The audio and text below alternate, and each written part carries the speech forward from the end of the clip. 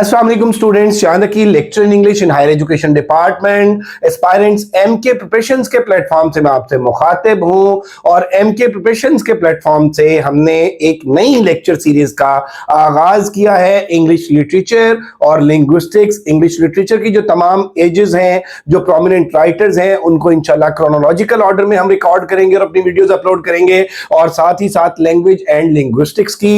तो आज एक बहुत ही इंपॉर्टेंट टॉपिक मैं इस वीडियो में डिस्कस करूंगा, सिमेंटिक्स। और इससे पहले मैं इस पे एक पार्ट जो है वो अपलोड कर चुका हूं। आज की इस वीडियो में सिमेंटिक्स के जो इंपॉर्टेंट एमसीक्यूज हैं, जो इसके तमाम जो कॉन्सेप्ट हैं सिमेंटिक्स के, उनको कवर करेंगे। और पेपर पॉइंट ऑफ व्यू से ये बहुत इंपॉर्टेंट एमसीक्यूज हैं, और इसमें कुछ एमसीक्यूज वो हैं जो डिफरेंट पब्लिक सर्विस कमीशन के पास्ट पेपर्स में आ चुके हैं। So this video will be very beneficial for you. Complete video देखिएगा, और साथ ही साथ अगर अभी तक आप लोगों ने हमारा चैनल एमके प्रिपरेशन सब्सक्राइब नहीं किया तो जरूर सब्सक्राइब कर लें। बेल आइकॉन प्रेस करना ना भूलिएगा ताकि हमारी अपकमिंग वीडियोस के नोटिफिकेशंस आपको मिलते रहें। तो आज का ये लेक्चर स्टार्ट करते हैं। सिमेंटिक्स, ये जैसे आप देख सकते हैं मोस्ट इंपॉर्टेंट एमसीक्यूज। अब ये मोस्ट इंपॉर्टेंट कैसे हैं? एक तो ये सिमेंटिक्स के तमाम कॉन्सेप्ट्स को कवर करते हैं, और दूसरा डिफरेंट पब्लिक सर्विस कमीशन के पास्ट पेपर्स में से इनमें काफी सारे एमसीक्यूज जो हैं वो आ चुके हैं। तो सबसे पहले देख लें जी कि सिमेंटिक्स, पहले एमसीक्यूज में कि सिमेंटिक्स होती क्या है।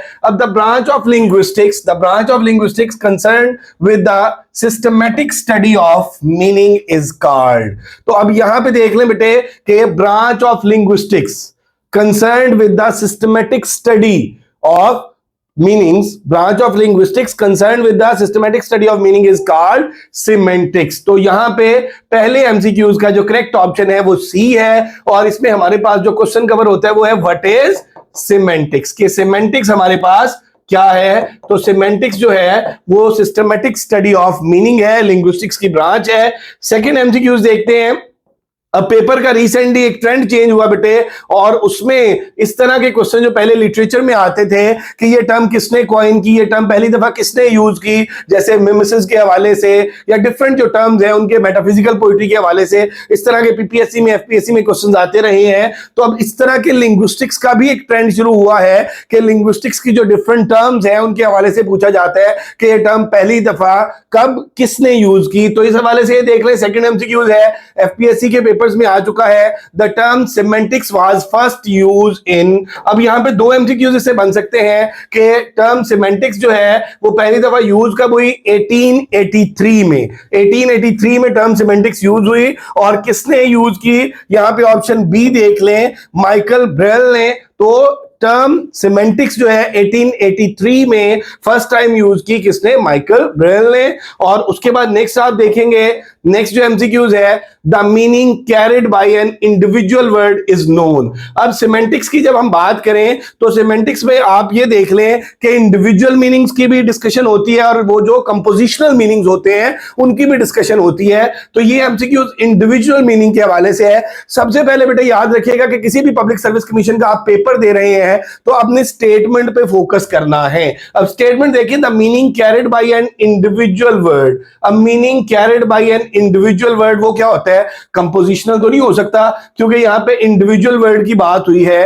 प्रैग्मेटिक तो नहीं हो सकता, कॉन्टेक्स्ट की बात नहीं हुई। अब ये मेरा बेटा क्या है कि carried by individual meaning lexical meanings होते हैं। तो इंडिविजुअल कैपेसिटी में जो मीनिंग्स है उनको हम लेक्सिकल मीनिंग्स बोलते हैं। तो इसका जो सी ऑप्शन है वो करेक्ट है। इसी तरह से नेक्स्ट आप देख लें, अगर नेक्स्ट हम बात करें एमसीक्यूज नंबर 4 की, the meaning produced when individual words combined into phrases।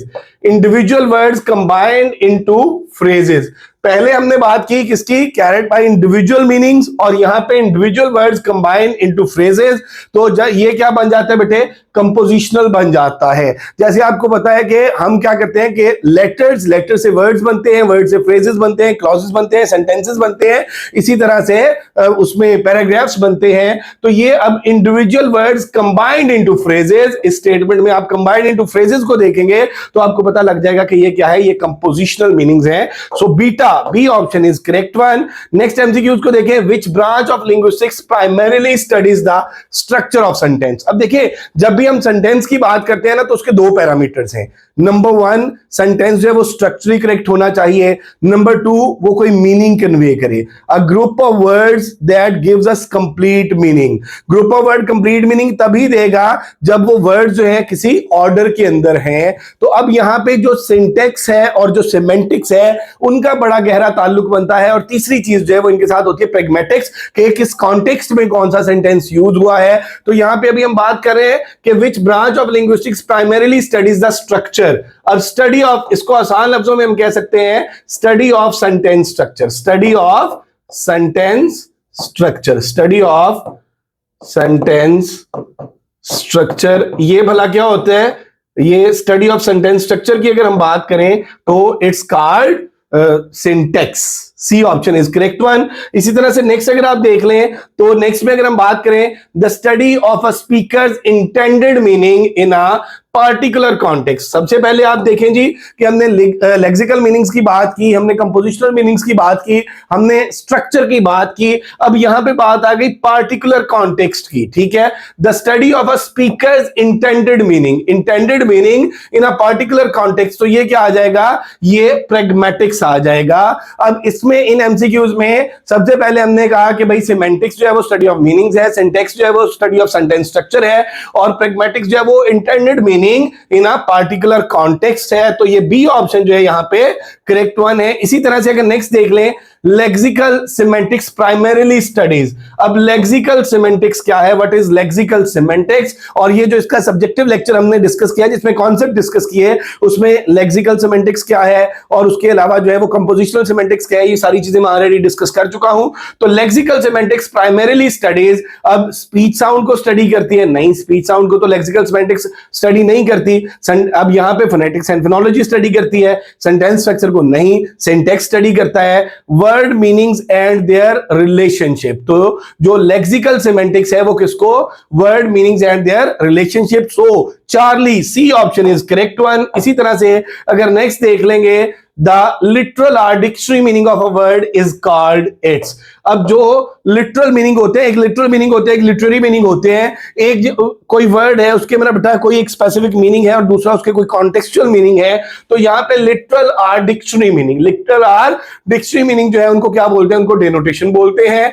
B option is correct one. और इसी तरह से आप नेक्स्ट देख लें कि the emotional social or cultural association, emotional social और cultural association attach to a word are called, वो क्या होता है बेटे? वो कॉनोटेशन होता है। जैसे फॉर एग्जांपल भाई रेड रोज जो है ये सिंबल है किस चीज का? लव का। तो इमोशंस है ना उसके अंदर। इसी तरह से अगर हम फ्लैग की बात करें तो उसके अंदर वो जो व्हाइट कलर है वो सिंबल है माइनॉरिटी का।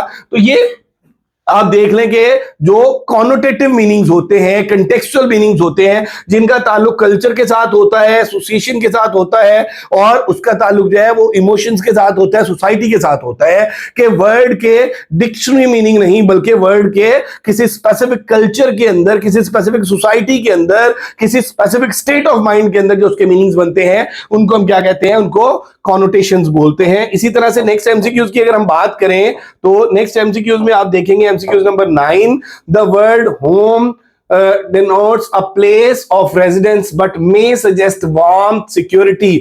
अब अगर हम होम की बात करते हैं तो सिंपल इसके डेनोटेटिव मीनिंग्स जो बनते हैं वो प्लेस ऑफ रेजिडेंस है, ठीक है। लेकिन जब हम घर की बात करें, होम की बात करें, तो इससे इसके साथ हमारी वो जो इमोशनल कनेक्टिविटी होती है, वो जो इमोशनल मीनिंग्स बनते हैं, उसमें वार्मथ आ गया, सिक्योरिटी आ गया, बिलोंगिंग आ गया, इमोशनल अटैचमेंट आ गया, लव आ गया। These additional associations are its, ये इसकी क्या बनती है? इसकी कॉनोटेशन बनती है। अगर होम का मतलब प्लेस ऑफ रेजिडेंस है तो वो क्या बन रहा है? उसकी डेनोटेशन बन रही है। और अगर होम का, घर का मतलब उससे रिलेटेड आपकी फीलिंग्स है, सिक्योरिटी है, बिलोंगिंग्स है, वो मोहब्बत है, वो अटैचमेंट है, तो वो उसके क्या बन रही है? वो उसकी कॉनोटेशन बन रही है। इसी तरह से नेक्स्ट अगर हम बात करेंगे, the study of how word choice, tone, rhythm, repetition and sentence sentence structure contribute to the meaning is called. अब यहां पे ना अगर सिंपल इतनी बात होती, the study of word choice. अब the study of word choice जो है ना, उसको नॉर्मल हम जो बोलते हैं आसान लफ्जों में हम बोलते हैं डिक्शन। डिक्शन जो है वो क्या है, किसी राइटर की जो वर्ड सिलेक्शन है वो उसकी जो चॉइस है उसको हम डिक्शन बोल रहे हैं। अब the study of how word choice, अब यहां पे word choice number 1 tone, rhythm, repetition and sentence structure, ये कंट्रीब्यूट किस चीज में करते हैं, ये कंट्रीब्यूट करते हैं मीनिंग में। तो वो जो वर्ड चॉइस है, वो जो टोन है, वो जो रिदम है, वो जो सेंटेंस स्ट्रक्चर है, जो मीनिंग में कंट्रीब्यूट करते हैं, इनकी स्टडी को क्या बोलते हैं, इनकी स्टडी को हम बोलते हैं स्टाइलिस्टिक सिमेंटिक्स। स्टाइलिस्टिक सिमेंटिक्स बोलते हैं। So B option, beta option is correct one. इसी तरह से अगर नेक्स्ट हम बात कर लें, the emotional response produced in a reader और listener by an expression is called.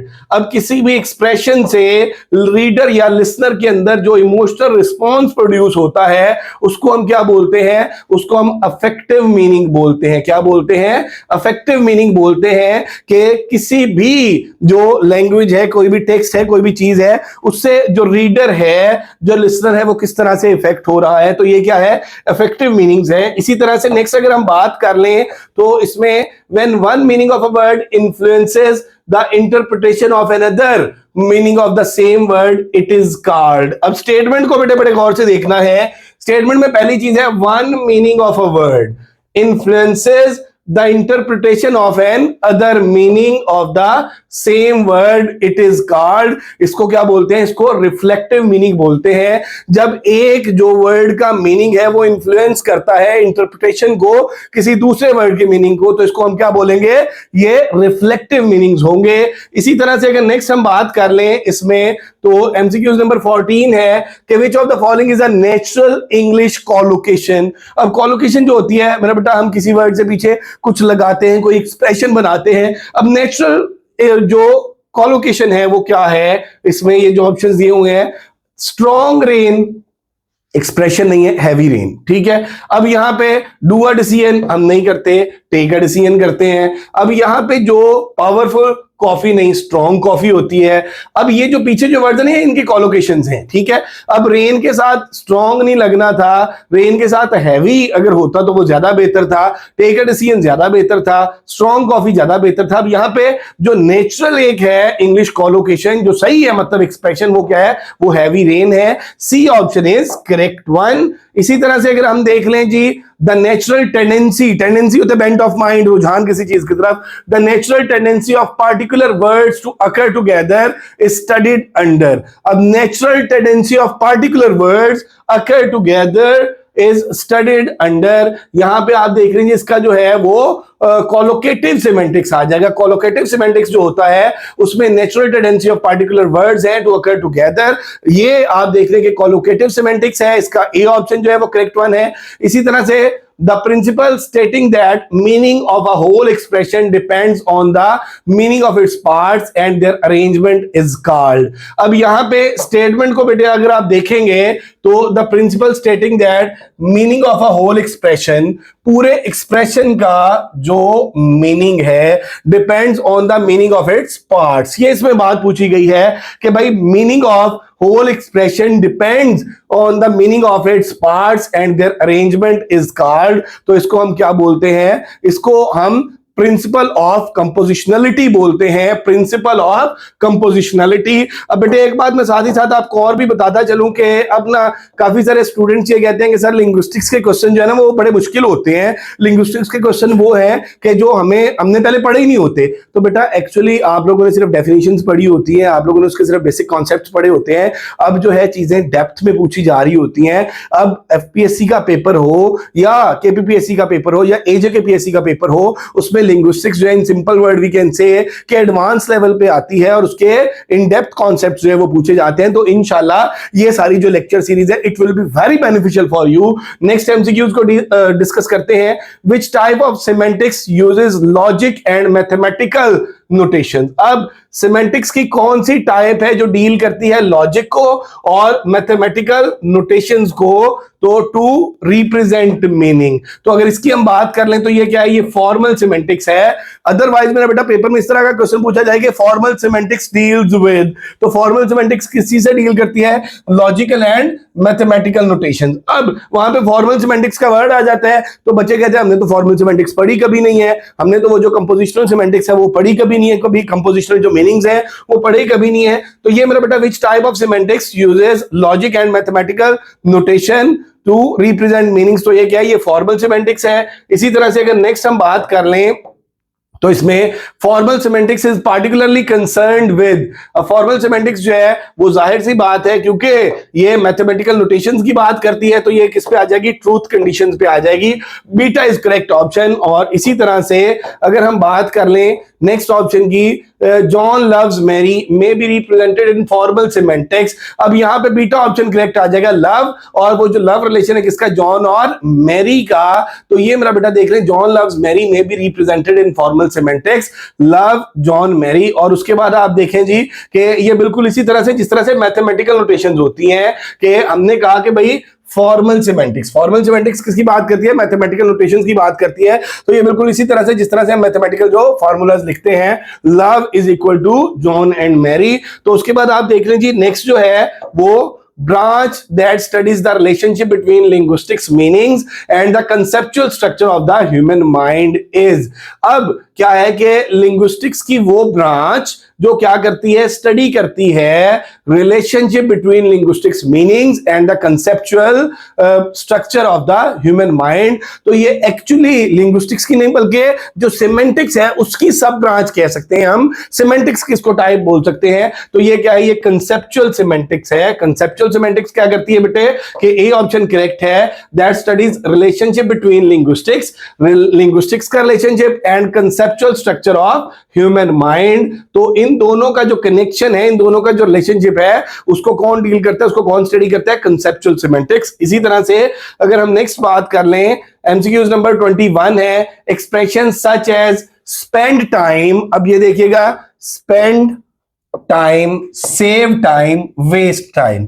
यहां पे ये स्पेंड, यहां पे सेव और यहां पे waste. Illustrate the conceptual metaphor. अब मेटाफर आपको पता है इस तारे को बोलते हैं। अब ये कंसेप्चुअल मेटाफर क्या है, टाइम इज मनी। मनी को मेरा बेटा हम सेव करते हैं, मनी को हम वेस्ट करते हैं, मनी को हम स्पेंड करते हैं। तो ये कंसेप्चुअल मेटाफर क्या बन जाएगा इसका, time is money. Charlie is correct option. और इसी तरह से आप नेक्स्ट देख लें जी, a group of words related to the same area of experience is called a. अब मेरा बेटा सिमेंटिक फील्ड का एक कॉन्सेप्ट है। सिमेंटिक फील्ड का एजुकेशन से रेलेवेंट जितने वर्ड्स है, मैं कहता हूं टीचर है, स्टूडेंट है, ठीक है, बुक्स हैं, अब ये किस सिमेंटिक फील्ड में आ जाएंगे, एजुकेशन में आ जाएंगे। मेडिकल से रिलेटेड जितने वर्ड्स हैं वो किस सिमेंटिक फील्ड में आ जाएंगे, मेडिकल में आ जाएंगे। जुडिशरी से रिलेटेड जितने वर्ड्स हैं वो किस सिमेंटिक फील्ड में आ जाएंगे, जुडिशरी में आ जाएंगे। किसी एक फील्ड में जो डिफरेंट वोकैबुलरी यूज होती है उसके लिए हम क्या टर्म यूज करते हैं, सिमेंटिक फील्ड। और इसमें देख रहे हैं group of words related to the same area of experience is called a semantic field. तो इसमें जो करेक्ट ऑप्शन है वो बुनियादी तौर पे बीटा है। तो सिमेंटिक फील्ड का जो कॉन्सेप्ट है इसको आपने याद रखना है कि किसी एक स्पेसिफिक एरिया के अंदर या किसी एक स्पेसिफिक प्रोफेशन के अंदर जो वोकैबुलरी यूज की जाती है, जो वर्ड यूज किए जाते हैं, उनके लिए कलेक्टिवली जो हम वर्ड यूज करते हैं वो सिमेंटिक फील्ड है। Rain, snow, wind, storm, fog and humidity belong to the semantic field. किसकी सिमेंटिक फील्ड है, rain weather, snow weather, wind weather, storm. तो ये सिमेंटिक फील्ड किस में आ जाएगी, वेदर में आ जाएगी कि ये वेदर की सिमेंटिक फील्ड्स हैं ये सारे के सारे वर्ड्स। तो होप सो सिमेंटिक फील्ड का कॉन्सेप्ट भी आपको समझ आ गया होगा कि किसी एक एरिया के अंदर जो यूज होने वाली डिफरेंट वोकैबुलरी है उसके लिए हम सिमेंटिक फील्ड की टर्म यूज करते हैं। इसी तरह से the relationship between words having similar meaning is called. अब वर्ड्स के जो सेम मीनिंग्स होते हैं बेटे आपको पता है सिनोनिम्स हम उनको बोलते हैं, और इसमें सिमेंटिक्स की सब टर्म्स के अंदर उनके लिए जो वर्ड यूज होता है वो सिनोनिमी का वर्ड यूज होता है। तो इसमें क्या आ जाएगा, beta option is correct one. और इसी तरह से नेक्स्ट आप देख लें जी के which pair illustrates gradable anatomy। अब gradable anatomy की अगर हम बात करें तो gradable इसमें मेरा बेटा सिर्फ हॉट एंड कोल्ड है। क्योंकि हॉट है, फिर हॉटेस्ट है, हॉटेस्ट है, और इसी तरह से कूल कोल्ड और कूलेस्ट है। तो ये यहाँ पे हॉट एंड कोल्ड जो है ये ग्रेडेबल एनाटॉमी इसमें बनेगी। और उसके बाद नेक्स्ट आप देख लें जी, which pair illustrate relationship autonomy. अब रिलेशनशिप ये इसमें एंटोनिमी है। जो रिलेशनशिप एंटोनिमी की अगर हम बात करें तो इसमें कौन सी बनती है, बाई एंड सेल जो है ये रिलेशनशिप एंटोनिमी बनती है इसमें।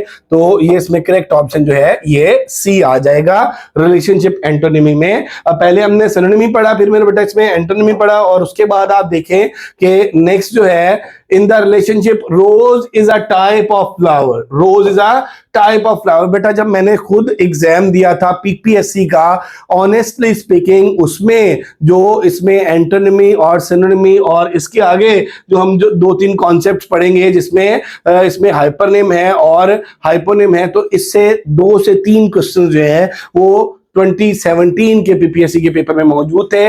इन the relationship rose is a type of flower, the word rose is a, इसमें क्या है कि rose is a type of flower, तो इस कॉन्सेप्ट में रोज के लिए टर्म क्या है, ये हाइपोनिम आ गया रोज के लिए। So beta option is correct one. इसी तरह से इन the relationship wheel is a part of car, the word wheel is अ, अब व्हील जो है वो पार्ट है कार का, तो इसके लिए क्या आ गया, इसके लिए मेरोनिम सी जो है मेरोनिमी का वर्ड आ गया कि meronym C correct option. Wheel is a part of car, जब हम किसी होल के पार्ट की बात कर रहे होते हैं। और इसी तरह से नेक्स्ट अगर आप देख लें, a single word having several related meanings such as head. Head can be your head of body, head can be your boss, your head of institution, तो यहाँ पे your head of department. A single word having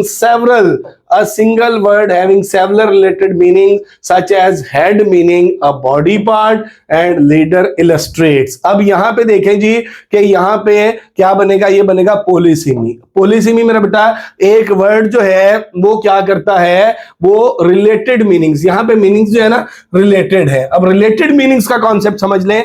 related meaning क्या होते हैं, बिल्कुल इसी तरह से जिस तरह से हमारा जो हेड है ये हमारी बॉडी को कंट्रोल कर रहा है, सेम इज द केस किसी इदारे का जो हेड है वो उसको कंट्रोल कर रहा होता है। तो ये क्या है, ये रिलेटेड मीनिंग्स है। रिलेटेड मीनिंग्स का कॉन्सेप्ट हो तो फिर मेरा बेटा उसको हम पोलिसिमी बोलते हैं।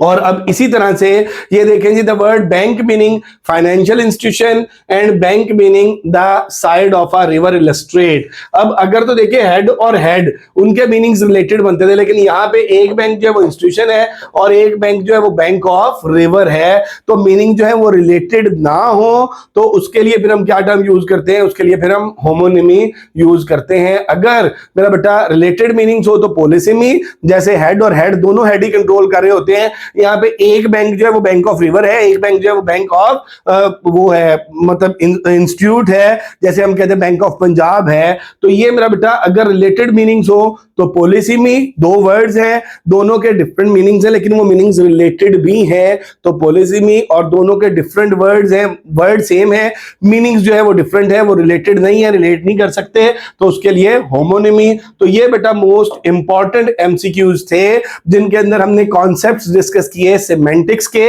इसमें हमने बात की सेमेंटिक्स की आगे जो सब ब्रांचेस हैं, सब फील्ड्स हैं, उसके अंदर जो मेजर कॉन्सेप्ट्स हैं, और ये वो जो 30 एमसीक्यूज थे इनके अंदर अल्हम्दुलिल्लाह कोशिश की गई कि सेमेंटिक्स के जो तमाम एस्पेक्ट्स हैं वो कवर हो जाए। मजीद इस तरह की वीडियोस देखने के लिए हमारा चैनल एमके प्रिपरेशन जरूर सब्सक्राइब करें, और एमके प्रिपरेशन के प्लेटफॉर्म से हमारा जो लेक्चर इंग्लिश का सेशन है वो स्टार्टेड है।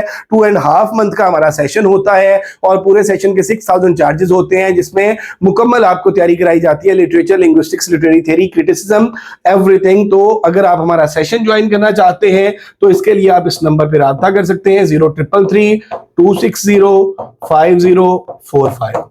Thank you very much, stay blessed, Allah Hafiz.